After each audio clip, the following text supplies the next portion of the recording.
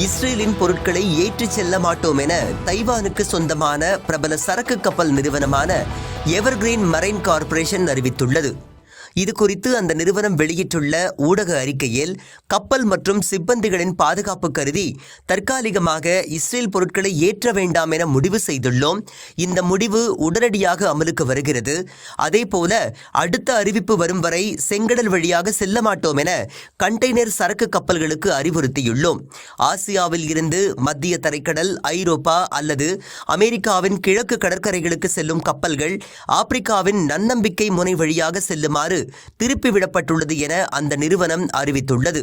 காசா மீதான தாக்குதலை இஸ்ரேல் நிறுத்தும் வரை செங்கடல் வழியாக செல்லும் இஸ்ரேல் கப்பல்கள் மற்றும் இஸ்ரேலுக்கு சரக்குகளை ஏற்றிச் செல்லும் கப்பல்களை தாக்குவோம், சிறைப்பிடிப்போம் என ஏமன் ஹவுதி படை அறிவித்தது. இதனைத் தொடர்ந்து இஸ்ரேல் தொழிலதிபருக்கு சொந்தமான ஒரு கப்பலை பறிமுதல் செய்ததுடன் 10க்கும் மேற்பட்ட கப்பல்கள் மீதும் தாக்குதலும் நடத்தியுள்ளனர். ஹவுதிகளின் தாக்குதல்களுக்கு கப்பல் இலக்காகும் இடமாக பாப் அல்-மந்தாப் நீரிணை பகுதி உள்ளது. இந்த பகுதியில் கடல் அகலம் 32 கிலோமீட்டர் மட்டுமே உள்ளது. இதனால் அந்த வழியாக செல்லும் கப்பல்களை ஏமனில் இருந்து எளிதாக கண்காணிக்கவும் தாக்குதல் நடத்தவும் முடிகிறது.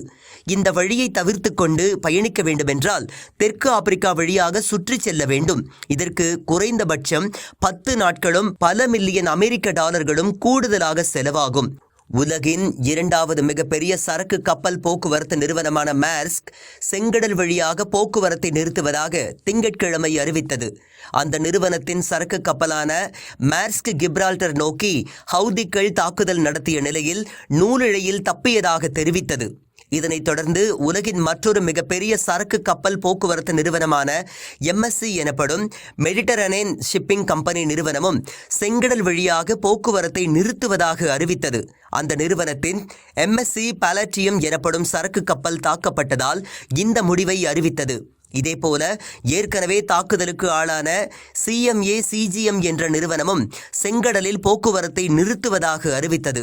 ஹவுதிகளின் தாக்குதல் அமெரிக்கா, இஸ்ரேல், பிரிட்டன் நாடுகளுக்கு பெரும் பாதிப்பாக உருவெடுத்துள்ளது.